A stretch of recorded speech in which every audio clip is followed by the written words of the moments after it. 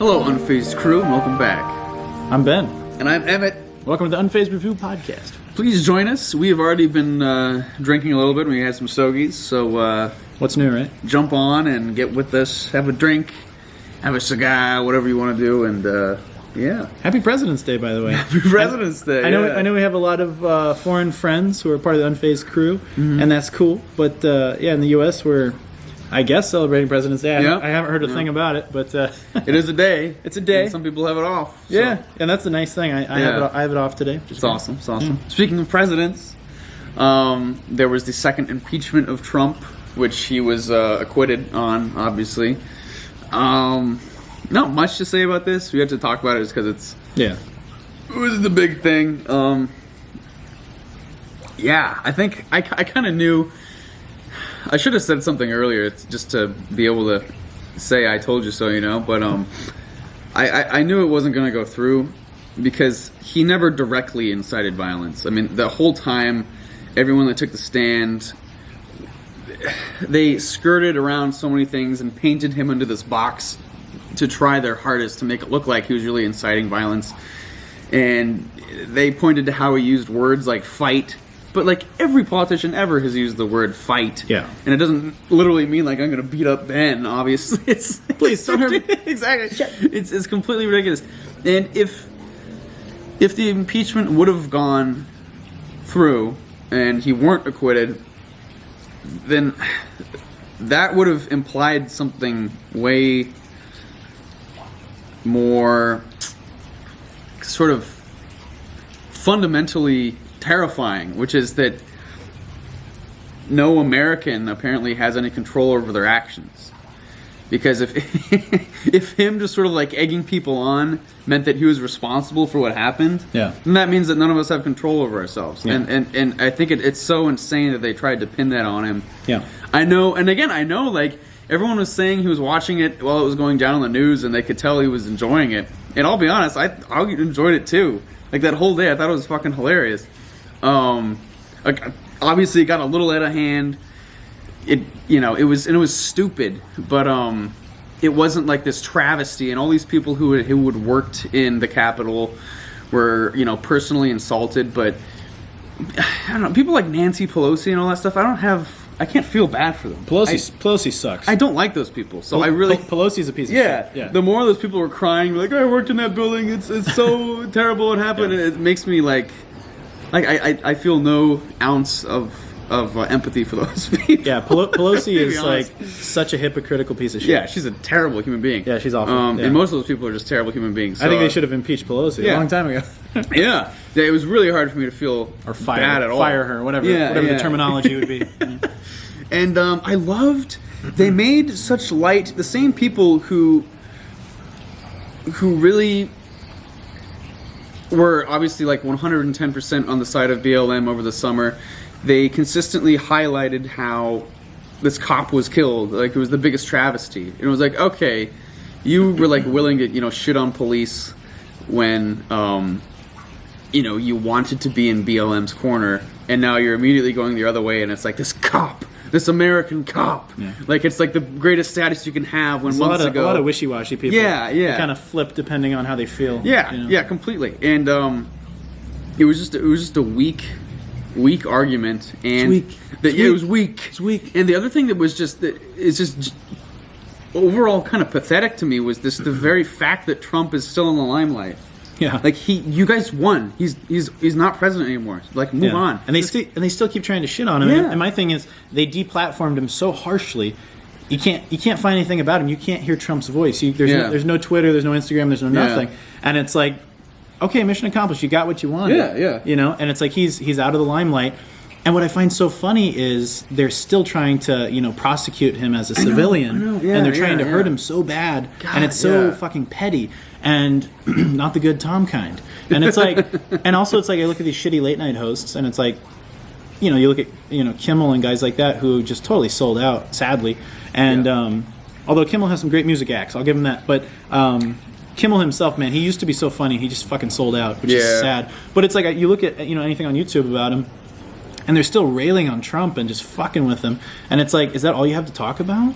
Yeah. Like literally, it's like, okay, he's out of office now. It's like, why are you still hyper focused on that? And like the idiot Trevor Noah, it's like, come on, dude. Yeah, that guy's insufferable. Holy shit. Yeah, Seth Meyers, dreadful. And the other thing that's funny is Trump doesn't really care either. Like, he's okay being out of the limelight. The one thing that we're saying on NPR, which I try to listen to, and I get like 5 minutes in and I can't deal with it anymore, was that they weren't really getting any statements from Trump. Like, the only statement was like, I'm glad we won, and then that was it. Like, he's not really saying much. Like, he's also just kind of done. So like, let him be done. Let him go. This is what you wanted. Let him go to Mar-a-Lago and do his golf. And it just proves that like it's less about what you want to do with the world and more about blaming someone for all the ills of it. 100%. And it's just this kind of proves it. The fact that we're still like pointing fingers at him and attacking it's very elementary. Yeah.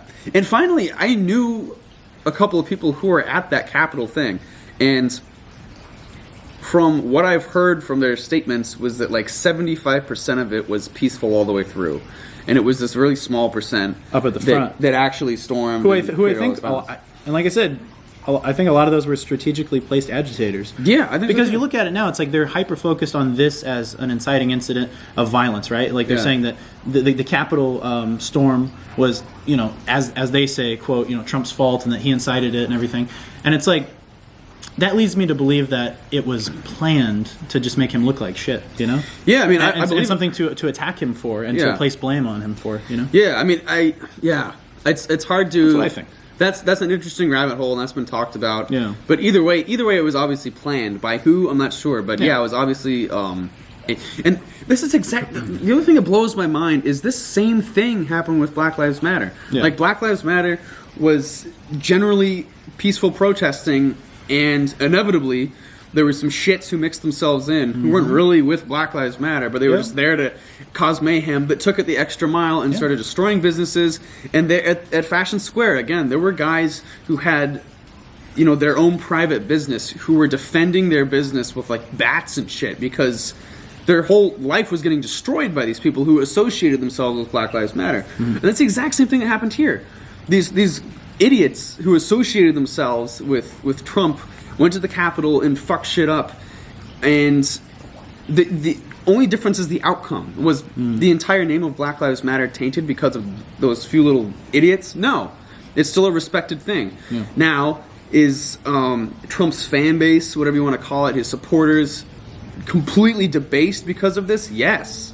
But it's only because they're Trump supporters. And it's because the media perpetuates it. Yeah. And they say, wait, all Trump supporters bad. Yeah. Everyone's alt-right if they voted for Trump. I know. Everyone's an extremist. So, that's as a brief aside to...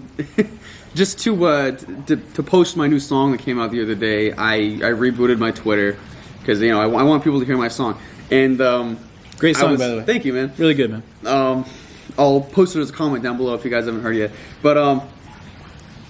I'm really trying to be super level-headed this time on Twitter. Yeah, tough to do. Super tough to do.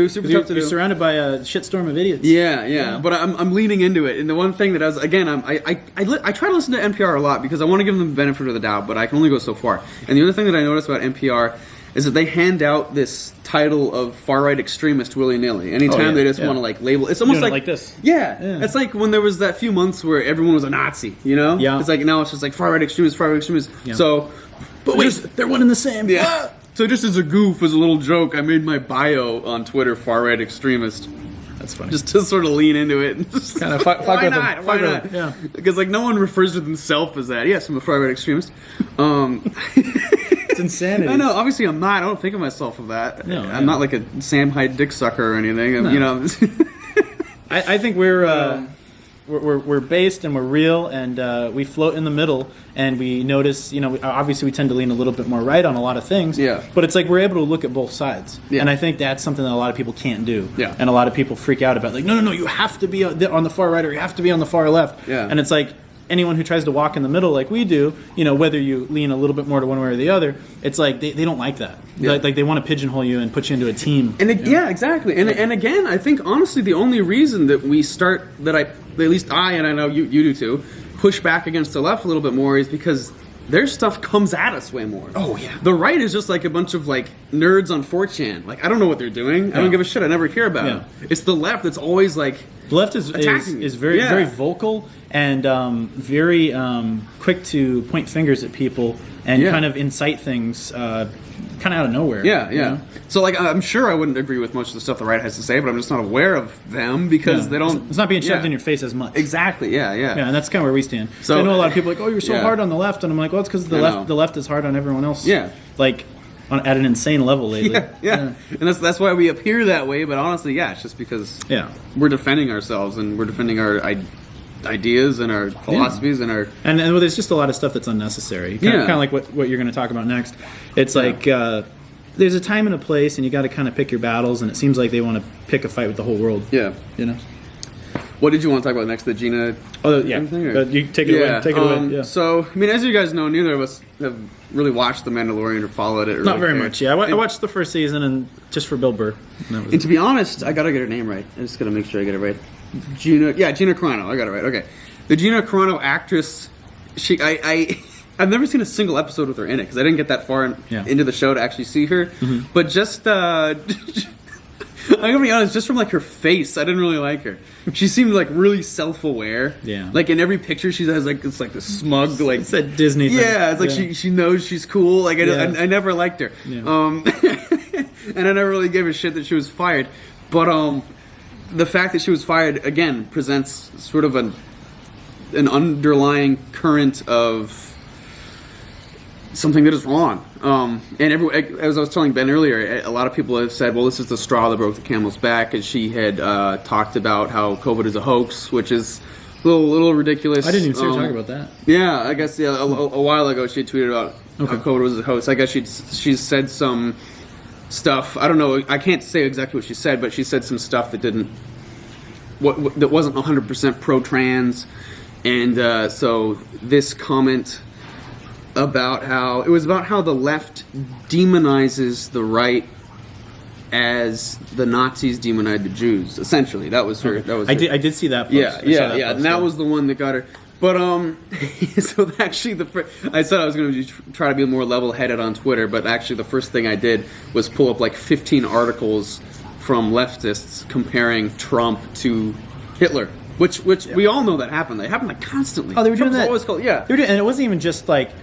Some random leftists. We're talking like, I almost guarantee there's like Washington Post articles about that shit. Yeah. Fucking Wall Street Journal. Yeah. So it was just this situation has been one of the most hypocritical things. Whether or not you wanted, again, if you wanted to fire her, get rid of her because of the stuff she said in the past. Those are other issues, but the fact that this was a straw at all that broke the camel's back is a problem. Mm-hmm. Something like we talked about earlier, it's like, remember back in the day you'd watch commentaries on DVDs, and like it would say, hey, the commentary here, the opinions of the actors do not reflect that of 20th Century Fox or of Paramount or whatever. And it's like, why don't they just do that now with everything, like with Disney Plus, with any of those? Yeah. She's an actress. I guess this essentially comes back to canceling. I mean... with her whole profession is based on playing make-believe and regurgitating lines that other people wrote. Nothing about her contract has anything to do with what she thinks. It's because no one cares what she thinks. So why should we care when she says something? I mean, it's I don't know. It's this issue with wrapping all facets of someone up into one thing. Like that's never a good thing to do. Yeah. And again, I really didn't like her, so I couldn't care less, but it's just the fact that what got her fired created such a glaring contradiction, because that same exact parable was made about Trump. Yeah. And my thing is, what's kind of interesting now is that Ben Shapiro's new production company has picked her up and agreed to work with her. So that's kind of a win for her. Mm-hmm. Yeah, it really is. And I'm really interested to see the direction of the Daily Wire's production company and see where it goes, or studio, whatever you want to call it. Because that could be really interesting. I mean, it could go down a weird path, or it could be really amazing. It's true. And I'm hoping it's amazing. Yeah, we will see. We shall see. But anyway, dumb shit, as always. Like I said, the whole, what the actor says doesn't necessarily reflect their production company or studio. Exactly, It's insane. What do you do? All right, so we're just going to go down the list today. Yeah, let's do it. Rapid fire. A Wizard of Oz remake is happening. Here's what we know so far. Oh, man. Okay. Why?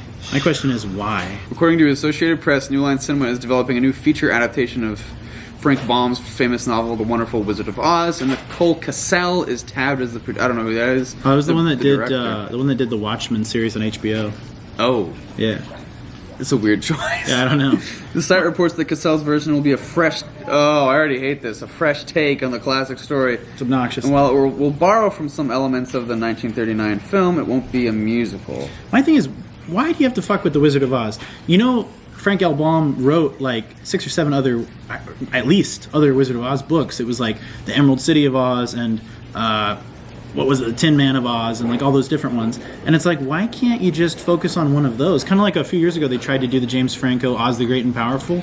Why not just try that again? You know yeah, what I mean? I didn't mind that because it was adjacent to the original story, and even the musical Wicked, I had a couple issues with because it tried to make the Wicked Witch of the West, like the ultimate evil in the story, a good character. You know, it's like how she turned bad. So I don't like how it affected the original one. Yeah. But if you're doing like an offshoot, something that sort of surrounds it peripherally, that's fine. But to come and remake it. Well, my thing is, it's like that's been such a masterpiece, and of cinema, since what 1938 or 39. Yeah, and it's like why fuck with it? You know what I mean? It's like it just seems weird, especially when you have so much other stuff you could expand upon from that original story. Yeah, it's like you know what I remember in the movie. I don't know if you remember this or not, but there's like a yellow brick road and a red brick road. Why don't you make a movie where they follow the red brick road? Yeah, like, dude, I mean, it's like, why do you have to remake something that's just going to irritate people? Yeah. So before I mention this, obviously I know why it isn't so. It should be so in a perfect world. If we had all the producers behind us, this would come to fruition. But I understand that you want to remake successes because they were successes. Yeah, and you think you're going to replicate that somehow. But if you have any artistic integrity, if something was already good, you don't mess with it. You do something else. It's frustrating. So it's almost it's just insulting when they try to remake things that were already great. Like, don't mess with it. Why? Don't. And it really seems to. I know for me at least, it disenchants new screenwriters. Yeah. Because it's like, what the fuck's the point? Yeah, exactly. Like, what's the fucking point? They're going to get someone who's established to remake the fucking Wizard of Oz. Yeah. Yeah. It's like obnoxious. The most boring possible thing they could do. So no originality, and these big studios are so scared of risk, they're just cutting off their own feet. And you know what? Everything I've seen from that Watchmen show, it's like it almost like makes fun of the Watchmen. I think it got canceled. It's not already. the Watchmen at all. I don't think it got renewed for another season. Yeah, it was like a shitty mess. It wasn't the Watchmen at all. So I have no faith in this. It's going to be bad. Yeah, not interested.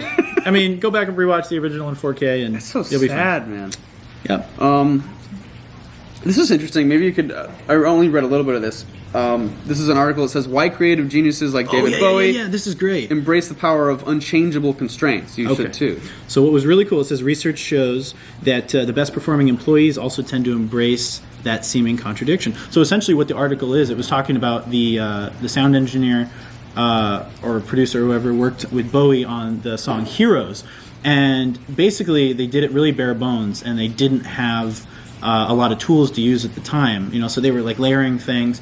And Bowie ended up using, what did he use? He used something instead of a cowbell. He like used some other object that was just laying around. I don't even remember what it was. But basically, it's like they did it very bare bones and very basic, and they were so happy with the way it turned out. And it was one of those where had they left to go get specific instruments or specific effects to add to the song, they might have lost their momentum, and the song wouldn't have been as good. So it's basically saying that like working with less and doing it quickly and riding that wave of creativity ends up being better in the long run sometimes, Yeah, I totally agree with this, being forced to work with what you have sort of incites creativity. Totally. And it drives you. I think Leonard Bernstein said that his best stuff was created when he didn't have quite enough time to create it. So and that's the same thing, essentially. So like literally it says, in short, Heroes was built layer by layer based on a series of choices, like the bass flanger sound, build on it. Want a cowbell but don't have one? Find something else that works. Use what you have instead of waiting or wishing for what you don't have. Yeah. Even if someday looking back you might wish you could do some things over, after listening to a few seconds of the finished backing track, Visconti turned to the camera and chuckles, I want to mix it again. But embracing an apparent contradiction is often the best way forward. Yeah, I agree with that. I think it's great. I'm trying to remember what he used for the cowbell. Let me see. Bowie found an empty metal tape reel and Visconti used a stick to mimic a cowbell. That's great. That's so cool. Yeah. And his Heroes is fucking amazing. Go back and listen to Heroes, like the original version. Man, fantastic. I rewatched that George Lucas's interview by Charlie Rose or whatever, that famous one. Yep. And he was talking about how, any creative process forces sort of ingenuity and weird ways of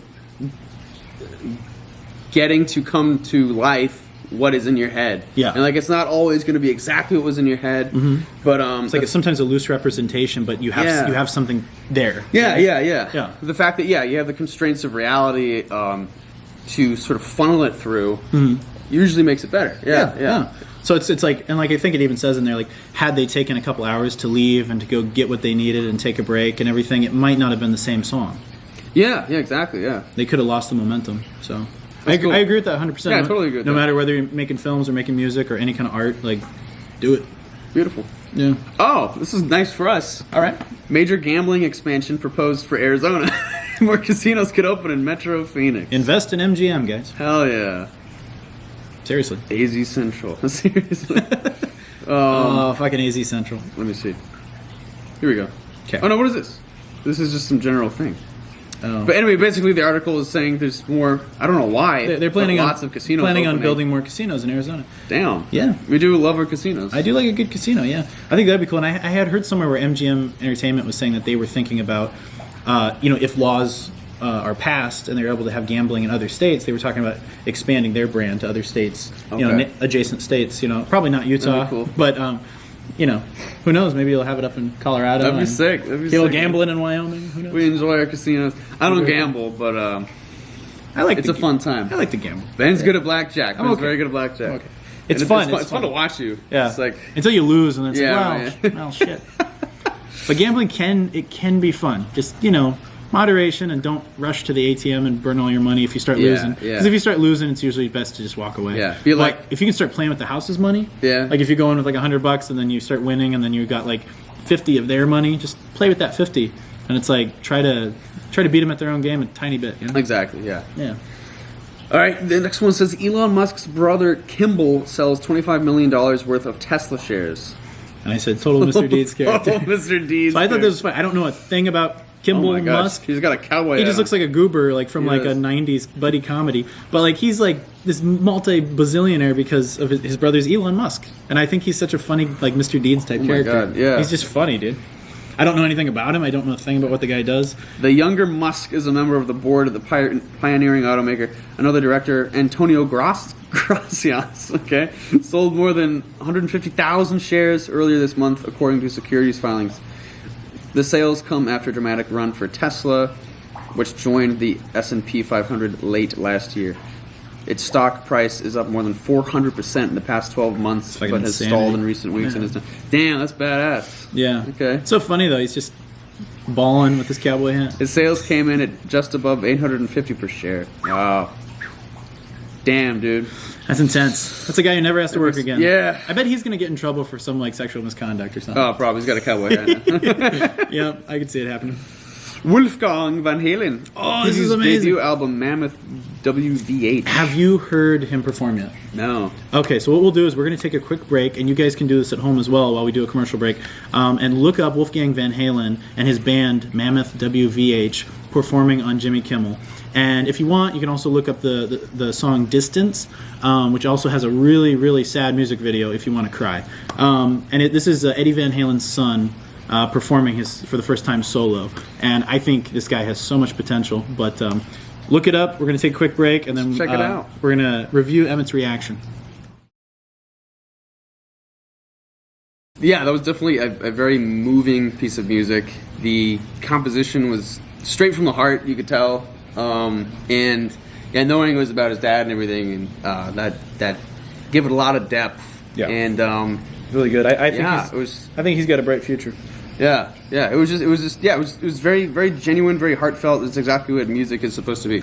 Usually when the Jimmy Kimmel performance, usually when you think about like artists on those sorts of shows, and when they perform like Saturday Night Live and stuff like that, it's always highly manicured artists, and it's all about like putting on a show, but in terms of the emotional expression and all that, it's kind of null and void. This guy's like the opposite. Yeah. Like again, he's a big guy.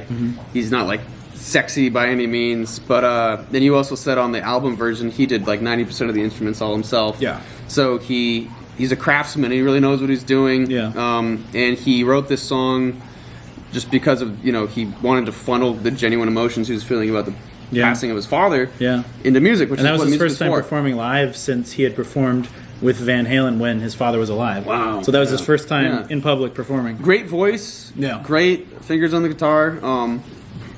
It's inspiring to see such real musicians getting attention. Yeah, I'm really happy to see that. Yeah. And I hope he just continues forever. It's awesome. It's really good cool stuff. Really good stuff. Beautiful. Good man. Mammoth Good man. WVH. My heart goes out to him. Wolfgang Van Halen, guys. Okay. Completely huge tonal shift here. There you go. Guest slaps animatronic at Universal Orlando. Pull up the videos real quick. How is this newsworthy? Oh my god. Okay. What is this, Hogwarts or something? Yeah. It looks like Gringotts Bank. Yeah. So essentially what happened is some punk kid gets out of line, it's like a teenager. He gets out of line, literally in the queue to go on the ride, the Harry Potter ride, and he gets out and he slaps, and not even hard. He taps the mannequin, the Gringotts Bank troll or whatever the fuck he is. A video has surfaced of a guest hitting an animatronic at the Harry Potter ride. He's not even hitting it hard. He's barely hitting it, and it's the fact that this gets an entire article dedicated to it. The fuck. Continuing with the article, of course, this is not okay. And tampering with Universal property can bring very serious consequences. Stupid. Who cares? Watch the video. It's nothing. Where is it at? If you go up, okay. It's nothing. Oh, it's this TikTok? It's not even a thing. Watch. Watch. Do it. So the dude gets out of line. He walks under the chain.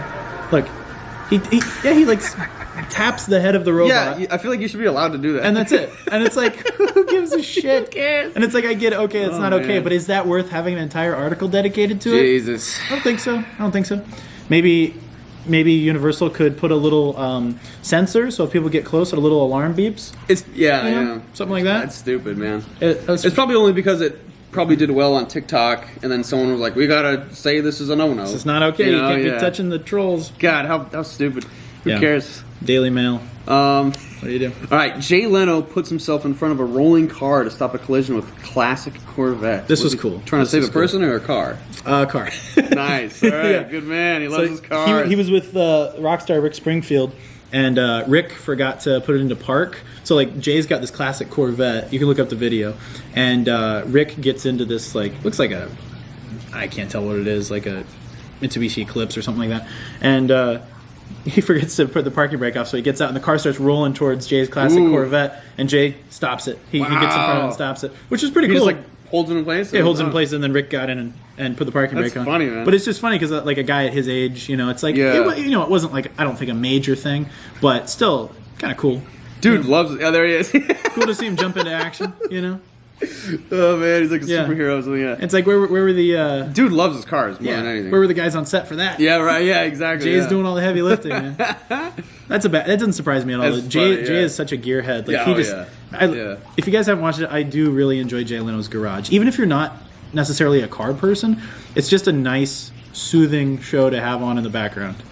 Jay Leno's Garage is just nice. I like it. Yeah, and you might learn something too. It's true. Mysterious address with 3 billion in Dogecoin. Jesus. Sends cryptic binary messages to Elon Musk. Ooh.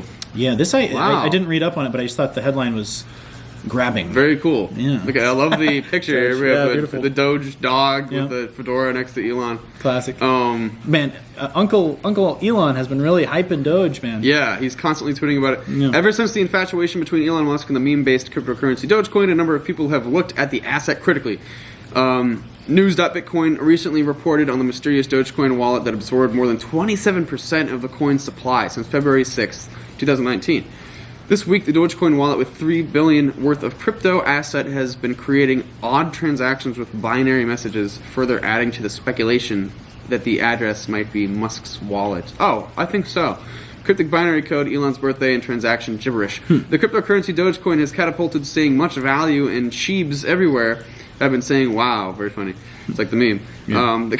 The current CEO of Tesla, Elon Musk, has been one individual who has created a lot of hype around the meme-based crypto asset. But Musk hasn't been the only one, as people have placed signs in Times Square in New York telling people in the city they should buy Doge. Good. On social media, there are many Dogecoin fans shilling the token relentlessly in an attempt to get the price to $1. Yeah. So what's been going on recently is also Musk tweeted as of this recording date, I believe it was yesterday, that he's encouraging the whales that are holding tons and tons of Dogecoin to sell, because they're kind of restricting the selling of it because they own so much of it, like a high concentration of it. So he's telling them, like, hey, go ahead and sell, make your money, and put it out there so it can actually be a viable cryptocurrency, right, and more people can buy it, and then more people can become wealthy off of it. Yeah. But if those big guys holding on to thousands and thousands and thousands, or hundreds of thousands or millions of Dogecoin, like if they sell now even half of what they have, they'll be super wealthy. Like, yeah, it's very true. So we'll see what happens. Whew. Yeah, weird. Interesting. Yeah, crypto, man. You called it. Remember on our prediction video we were talking about crypto? Oh, yeah. And you were like, crypto's going to be like the biggest thing. Oh, yeah, I saw that, didn't I? You did. And my thing is, it's like, I know it's been around for a while. Like, we've been talking Bitcoin for a long time, but now it's like really hyper focused, and like it's on the tip of everyone's tongue. Yeah, for sure. It's like it's really mainstream now. This was a sad one. Yeah. Rest in peace, 5-time Jeopardy champion Braden Smith. This was a sad one. He was a young guy. He was only like wow, he was like a kid. He was only 24. And he was a 5-time Jeopardy champ, and he was the last one to have that many wins while Alex Trebek was still alive and hosting Jeopardy. So it's really a bummer, man, because he made a lot of money, like over $115,000? $798. And guy barely even got to enjoy it, man. He died like 4 or 5 months after that. No cause of death was given. He was 24. That's terrifying. It's just so sad, man. It's just I hate to see it because he was such a smart guy, and just it's just sad to see that lost potential, Man. But at least in his life he got to do that, Dude, I'm not gonna say his name, but one of the coolest guys I met at one of my first jobs. He was like a very openly, comfortably gay guy. He was a pro fencer, and he had a conceal and carry permit, and he was just really intelligent. He knew a lot about politics, and he was just very level-headed, very kind, thoughtful, cool guy. Yeah, loved him, and I think he was somewhere in between you and me, age-wise. Okay, and years ago now, I want to say at least 3 years, he just died in his sleep. Holy shit. Yeah. Really? Yeah, crazy, man. Just died in his sleep? Yeah, died in his sleep. Was he overweight? Or? I guess no, he was really fit. I mean, he fenced. He was number 2 fencer in the state. Died in his sleep, just died in his sleep. They said his family came out and said he had some kind of medical condition, but it was nothing that you would know. That's so sad. He seemed like the healthiest, so cool. Yeah, I know. I'm sorry. So it always freaks me out when yeah. Man, yeah, it's just weird. Best thing I can say is it's so tragic when that happens, but appreciate every day, guys. And Warren Zevon, I'm a big fan of the singer-songwriter Warren Zevon, who is now passed away, and he always said that enjoy every sandwich. Yeah. Seriously. Yeah, it's true. Yeah. It's so live your life, guys. Yeah, crazy. It's always a wake-up call. Yeah. It's always just look at that kid. He had the little bow tie on. 24, man. Yeah, rocking it on Jeopardy and then gone. Scary. Yeah, it's sad. Live your life, guys. All right, new video shows Beverly Hills cops playing Beatles to trigger Instagram copyright. This is brilliant. This is kind of funny. This is brilliant. Yeah. So you can explain basically what's going on. So essentially, what I got from this was people are coming up and kind of fucking with police in Beverly Hills, and and taking videos of them and trying to get a rise out of them, and then the cops are taking out their phones and playing the Beatles and Sublime and Bon Jovi and stuff that they know is going to get flagged when it goes onto Instagram. Down, so the video gets taken down. Yeah. So the cops are kind of trolling these agitators. It's kind of funny. Which is kind of funny. Not gonna lie. Yeah. Because it's instead of having this video of I pulled one over on this cop, the cop is I don't practice it. And then the shit gets taken down. Yeah. Yeah. And the other funny thing is that it puts the cop in a not very threatening position. If he's just standing here with the phone playing the Beatles, what is he gonna do? Yeah. So the whole thing is so comical. All it's funny. It's funny. Yeah. It's hilarious. Oh, okay. This is kind of jumping off what we were talking about. Yeah, you take this one. You take this one. Yeah. Rise of the teen traders. How Sydney 15-year-old I don't know if that means they're from Sydney or their name is Sydney. I'm not sure. I think they're from. I think they're from. Made how many zeros? 10K from Bitcoin. Holy shit! It's amazing. I didn't even know you were allowed to legally trade and if you were under 18. Yeah, what the hell? Well, maybe their parents set it up. For them. Australia. I know the ages are different in Australia. I don't think 15 is legal, but maybe they can legally trade at that age. Okay. Like many teenagers, school must fit around Sam Cornock's passions. Good old Cornocks. An avid surfer, they all are. They're all surfers, yeah. And foil boarder, I don't know what that means. The 15-year-old Australian is at Sydney's Cronulla Beach at dawn, searching for the perfect wave. Have you been to Cronulla Beach? I've not. Ah, me neither. It's a part-time job teaching surf skills. Cool. He's also a keen investor in Bitcoin and other cryptocurrencies. No, there he is. God, he's young. He looks like the oldest son on Home Improvement. Yeah. Normally when I wake up, I look at the market to see what's going on. Holy shit! That's a quote from him. This kid's gonna be successful as shit.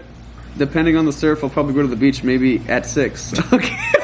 This kid's a boss. I love him. Oh man, Sam invests in cryptocurrencies such as Bitcoin via an account set up in his father's name. Okay. Got it. He's amassed 10K in Australian. Wow. From a total investment of 1,500. That's pretty good, yeah. I've definitely lost money on a few riskier coins. He said, overall, I'm in profit. This kid's a genius, this kid's man. like That's awesome. older businessman. That's badass. And his headspace. He's like That's giving hilarious. advice to guys that are like in their 50s. Dude, I love him. That's so cool. And you need to have that mind when you're like when you're trading like that. You need to be 100%. so cool and then just level-headed. Yeah. And you need to not crack immediately under the pressure. Yeah. Because you could see so easily that other day when Doge was blowing up, or you could easily be like, oh, sell. Yeah, right. Yeah, exactly. This one's interesting. Humans have not evolved to exercise, says Harvard professor. I could 100% see that. Choosing to lounge on a couch instead of go for a run is an evolutionary response to conserving energy. We just like being lazy. Yeah. We like being lazy. If given the choice between chilling on a couch or going for a run, most of us would gleefully pick the couch. Yeah.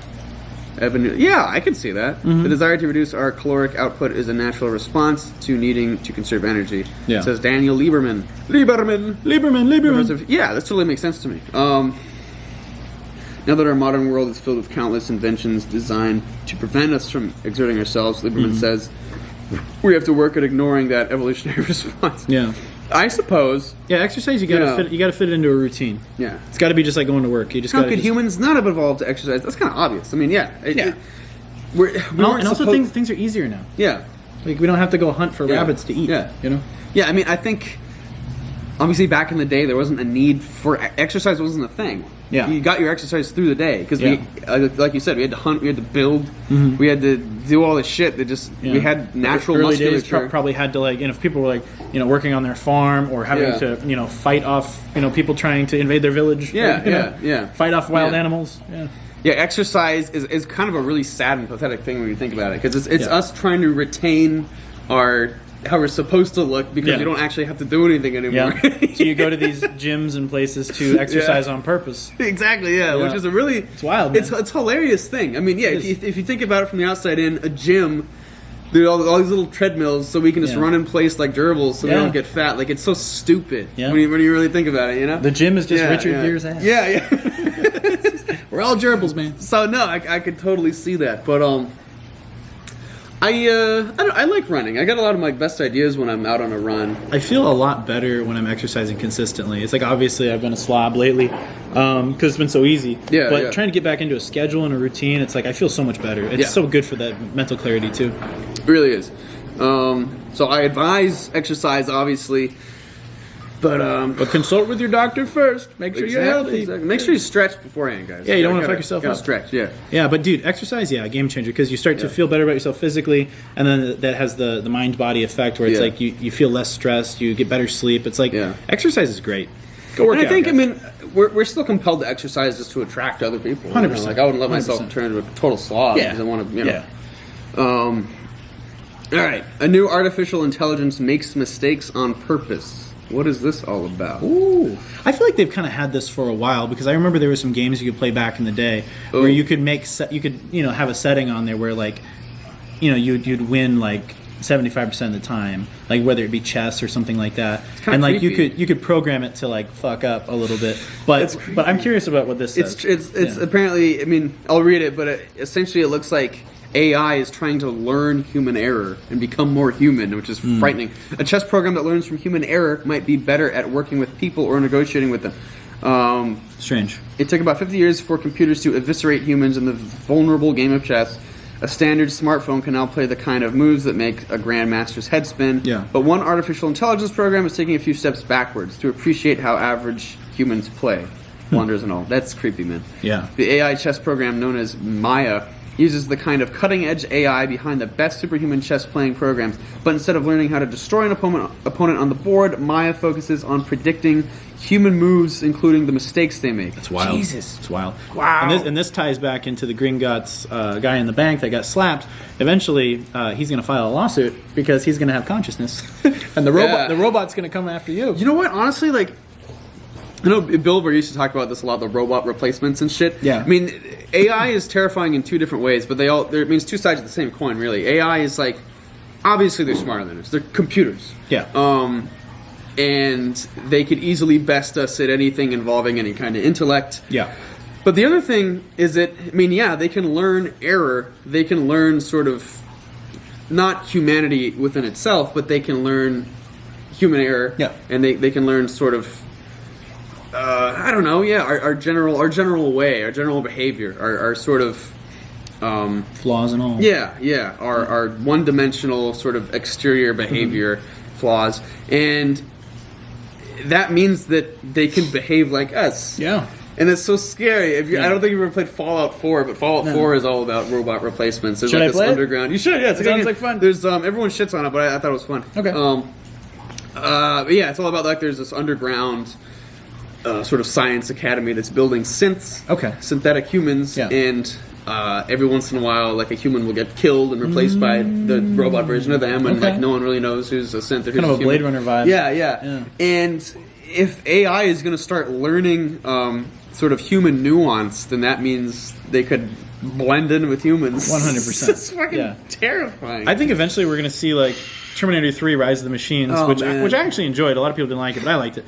In the Rise of the Machines, there's like that moment where Skynet gains consciousness, and it's like you see the machines, like the real primitive ones, come to life and start fucking shit up and start, their guns are activated because they're like military grade robots, and they start coming to life and fucking shit up in this building. Yeah, man. AI is the one thing that really freaks me out. I could totally see that happening. If there's here's what I could see happening. If there's a programmer who's like developing AI and he gets fucked over by the company and he wants to kind of seek revenge on them, he could put in some pretty malicious software into the AI that could take all the bad elements of a vengeful person and adopt those thoughts, Yeah. I remember when one of the times Elon was on Joe Rogan, the one thing you could tell he was genuinely terrified about was AI. And he said he tried to like talk to Obama about this. Really? And like multiple times. He was like, I wanted to speak to the president about this, and he got like shooed away. They didn't want to talk to him. Well, he found out Obama was actually a robot. Right, exactly. It's terrifying. But I mean, the thing is, like, again, this comes back to human error. When we realize we can make that next step, we kind of just take it. Remember, I think it was the Large Hadron Collider, where they just like made a black hole. Yeah. And there was a chance that it was gonna, suck us up, and everything was just gonna be done. But they did it anyway because they could. And can you imagine you're just sitting here, just over. Everything's gone. I guess that wouldn't be a bad way to go. Everyone go together. Yeah. Fucking terrifying. But I'm terrified to say it, but I think that same thing's going to happen with AI. I mean, if we don't have very careful checks and balances, I think what's going to happen eventually, if you have enough people fucking these things, it's if sex robots get a consciousness of some kind, I guarantee you in the next, I'm going to say 15 years, you're going to have a court case defending abuse against a machine. Yeah. Maybe 20 years. Maybe 20. If you've seen Ex Machina, right? The movie? Honestly, no. Really? No, is it good? Oh, God. Yeah. Oh, you guys go see Ex Machina right now. Okay. It's the most chilling and accurate look at AI. Okay. Yeah, everyone see that movie. It's right. A24. Okay, I love A24. Holy shit. Yeah, that is... AI is something we gotta watch out for. And if it's unregulated and it starts getting some sort of consciousness... If it's let loose, it's over. and also it would have so much control over everything. I mean, like...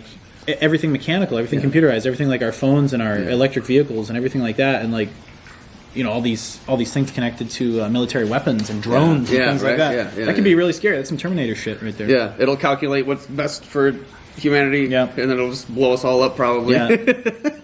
We need to protect the environment. Humans are hurting the environment. It's probably even like the cheesier AI movies. If shit goes down, it's probably not going to be far from that. You know? Yeah. I mean, can you imagine trying to fight a bunch of machines that are united? Yeah. Could you imagine like your laptop making a life or death situation for you? Like, fuck that. Oh, like a decision? I don't. That's essentially what's going to happen. You know. And also, like, what if everything hit the fan and then like they turn on the tracking devices in our phone? Yeah. And like the GPS is activated and they can all find us. God. These drones start coming by doing drone strikes. Oh my god, we'd be fucked. Yeah. So AI is. It always kind of gets put on the back burner. Yeah. But someone's working on it. There's some nerds in the lab, and they keep getting farther and farther. And the scary thing is, I mean, I know Google's like a huge proponent of advancing AI, and everything that Google does is sort of the underlying reason is for the advancement of AI. I mean, they tap into all of us not only because our data is valuable, but because they want to get more information. So the AI can become more advanced. What does a baby computer call its father? What? Data. Anyway, continue. It is just scary because the idea of AI sort of taking things over has been an idea for a long time now, and it makes me think of Terminator. Yeah. And it's like they in Terminator 2, Judgment Day, the reason Arnold's T-800 is good is because the Resistance captured him and like flipped a switch in his brain and made him work for them. Yeah. So it's like I feel like one day it could turn into that kind of shit. If shit really hit the fan. Yeah. If they become like sentient, like they're self-aware, then it's over though. Because then we can't flip any switches. They wouldn't let us. You know? They start reprogramming themselves. Yeah. Let's hope it doesn't happen, or let's hope it's way, way, way in the distant future. We don't have to even worry about it. Scary shit. And that's why we gotta get to Mars. We gotta get away from the once Earth gets taken over by AI, we'll be on Mars already. Let's do it. Let's go to Mars. Nothing but shopping malls on Mars. And then we can have our animatronic faces get sucked by the atmosphere like in a Total Recall. That'd be great. Love Total Recall. Oh man, yeah. Let's do it. Let's go to Mars. Frightening, man. AI. It's always there is an underlying current. It's always something I kind of forget about. Yeah. Because I think it's so intense a concept that your brain doesn't even want to stay on it for too long, you know? Yeah. But it's one of those that we're going to see some real strides, good and bad, I think, in the next 2 decades. 2 decades specifically. It's like you're going to see some, probably not so much this decade where it's like scary, but I think when it gets into like the 2030s, you'll start seeing some kind of weird, questionable stuff. Yeah. And I think realistically what's going to happen is that we're going to get to a point where it's almost normalized and we don't see a problem with it, and that's when it's going to fuck us up. I guarantee you it's going to be some sex bot and a guy's going to marry it. Yeah. And there's going to be some like legality surrounding it. Like, it's going to be fucking weird, man. Yeah. It's going to be fucking weird. Whew. We'll see.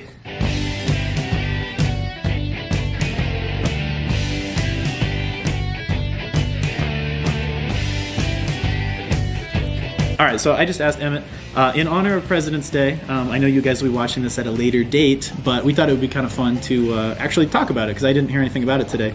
So I asked Emmett if you could hang out with 3 presidents from before we were born, any presidents, who would you pick and why? Okay. Do you want me to go first? Sure. All right. I think, anyone would say, like, George Washington or something, but I feel like that's almost too far away. That'd just be weird. You'd be kind of removed? Yeah. I think we'd scare him. Yeah. And I think he'd scare me, and I think I wouldn't like him because he's just fucking weird. Yeah. They'd be so far removed from us. Yeah. So I think, obviously, JFK. JFK would be cool. He's just so fucking cool. Yeah. He's just such a badass. Yeah. He seems like such a cool... Has to be like, so did you bang Marilyn? Yeah, right. He's like this... Like, he's like the ultimate playboy, inspiring hero. He's like everything cool. He's like Batman. JFK seemed really cool. He's like Bruce Wayne, I'll say. He's not Batman, but he's like Bruce Wayne. He seemed very cool. Yeah. JFK would be great. Yeah, he's super sick. And then Teddy Roosevelt was always sort of personal hero of mine because he got over asthma. Yeah. And I always kind of think of him when he was like in the Rough Riders. He was amazing. He seems like the fun, loving guy. It's, all those famous pictures of him. Yeah. With this weird smile on his glasses. And then just because he'd be such a character, Andrew Jackson. Andrew Jackson? Why Andrew Jackson? I don't know much about Jackson. I know, the one thing I know about him is, the Trail of Tears and stuff is very hardcore. He's kind of a pissed off guy. I just think he'd be interesting to hang out with. I know that he had a pet parrot. I know that at his funeral, the parrot like cursed a lot. Really? Because it got it from him. That's kind of cool. So he was like just this angry fucking guy. That's awesome. And that's where obviously we get the donkey from, the jackass from Andrew Jackson. That's very cool. Party. Yeah. That's badass. Yeah, he just seems... I don't think he's a good guy per se, but he's just like a character. Interesting. He's a fucking character, yeah. Yeah. So I'd definitely choose him. Those are solid. Thanks, Those man. are really good. I would say Ronald Reagan. I would really like to have talked to Ronald Reagan. Cool. He seems super interesting. I love the 80s. I love the footage I've seen of him. He seemed really cool. And also, he was an actor for decades. Yeah, right. I would have loved to have talked to him, not just about political stuff, but it would have been cool to hear his Hollywood stories.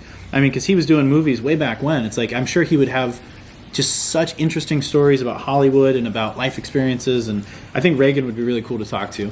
I would also say Teddy Roosevelt. Teddy Roosevelt was fascinating. The life that man lived. Yeah. I heard he would just randomly go off for months at a time before he was president and go off into the woods. Yeah. And he'd go by himself. Yeah. And he'd like take a rifle and go hunting, and he would like live off the land. He's like a jolly mountain man. He was a jolly mountain man. He was Teddy Roosevelt was so interesting. Yeah. And Conan O'Brien's a big Teddy Roosevelt fan. He has like a bust of him in his office. Yeah. Doesn't he have Eisenhower as a mug on his... I don't.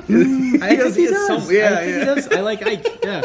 But yeah, Roosevelt was cool, and also he was really good friends with John L. Sullivan, who was the first world famous boxer. And, That totally makes sense. And I think Roosevelt actually would spar and stuff as well. Badass. So Roosevelt, I think, would be just like a character and super interesting. Third, I would say JFK is a good one, but let's say if I couldn't do JFK, maybe Nixon might be interesting to talk to. Nixon would be interesting. It'd be kind of interesting to see what he was really like, and I don't know. I've seen pictures of him bowling and stuff. He seems he might be an interesting character. Yeah, he's definitely a character. Yeah, I don't know if I'd necessarily like him, but it might be interesting. JFK, I think, would be super interesting too. Yeah, but JFK would be like, we'd go to the casino with him. Yeah, I think JFK, and even though the Clintons, Hillary sucks and everything. I think, and it was within our lifetime. Bill probably was a lot of fun.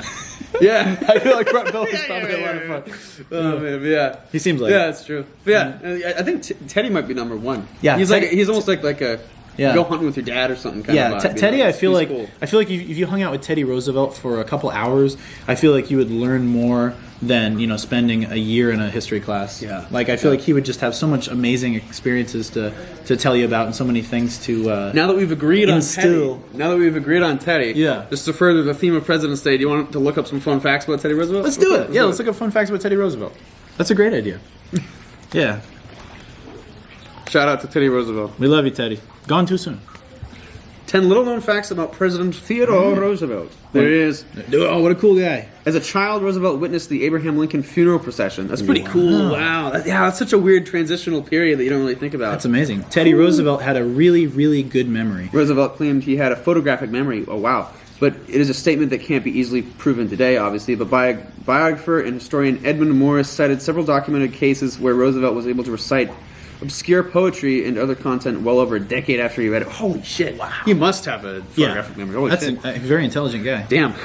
Wow. What's the deal with how the Roosevelts were related? Theodore and Franklin Roosevelt were fifth cousins. Oh. Eleanor Roosevelt was Theodore's niece, and Uncle Theodore presented the bride at Franklin and Eleanor Roosevelt's wedding. Did not know that. Interesting. Weird. Wild. The Republican leaders really didn't want Roosevelt as president. Classic. As a young bull moose Republican in politics, Teddy Roosevelt had angered the GOP, the top GOP honchos, by refusing to appoint Republicans to bureaucratic positions. Party bosses Mark Hanna and Thomas Platt were able to kick Roosevelt upstairs, quote-unquote, as the vice presidential nominee in 1900 for the incumbent president, William McKinley. Wow. Roosevelt agreed because he was thinking of running for president in 1904. No one thought that Roosevelt would take over. What a boss. What a cool guy. Yeah. Badass. He was went against the odds. And the first president to win a Nobel Peace Prize. Wow. As president, Roosevelt adopted an aggressive foreign policy, but he also saw America as deserving a role as a global peacemaker. In 1906, he convinced Japan and Russia to attend a peace conference in Portsmouth, New Hampshire, to end their conflict. TR was awarded the Nobel Peace Prize for his efforts. Roosevelt also settled a dispute between France and Germany over the division of Morocco. Badass, yeah. Wasn't he the one who designated everything like a national park? Wasn't he the one who made the? He was big on that. Yeah. So he was big on that, definitely I think like Yellowstone and some of those major ones. Very conscientious guy. Roosevelt was a prolific writer. Aided by his excellent memory and his always high energy level, Teddy Roosevelt wrote about 35 books in his lifetime. Wow. I would like to read some of those. And an estimated 150,000 letters. And he did write an autobiography. I didn't know. Fantastic. No idea, I didn't know that. Let's see. He was also the father of the modern U.S. Navy. Right. To say Roosevelt was obsessed with naval power would be an understatement. As an undergrad at Harvard, Roosevelt's scholarship on the U.S. Navy during the War of 1812 is still cited today. Very cool. He also served as the Undersecretary of the Navy as the conflict started with Cuba in 1898, and he sent the American Navy on a worldwide tour in 1907 as a show of strength. And then there was his ultimate naval power achievement, the Panama Canal. It's badass. Roosevelt was a grad college dropout. While Roosevelt graduated from Harvard, he left law school at Columbia without receiving a degree. Roosevelt had become focused on local politics and lost interest in a legal career. Yeah, he's so true to himself. He just knows what he likes and he just does it. Here we go. Roosevelt was blind in one eye after a boxing injury in the White House. Badass! Yeah. The president continued with his hobby of boxing well into his presidency. He suffered a detached retina in a bout in 1908 and stopped fighting. He switched to jiu-jitsu instead. Whoa. Dude, what a fucking badass. Listen, I didn't even know that was a thing back then. What's the deal with the teddy bear? While on a hunting trip as president, guides in Mississippi had arranged for Roosevelt to shoot an old bear they had tied to a tree. Oh, I know this one, yeah. Roosevelt refused to do so on sporting grounds. Yeah, good man. Instead, he had someone else shoot the bear.